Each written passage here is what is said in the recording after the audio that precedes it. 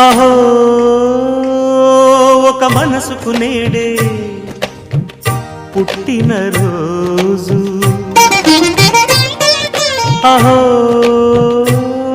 తన పల్లవి పాడే చల్లని రోజు. ఇదే ఇదే కుహు స్వరాల కానుక, మరో వసంత గీతిక జనించు రోజు. అహో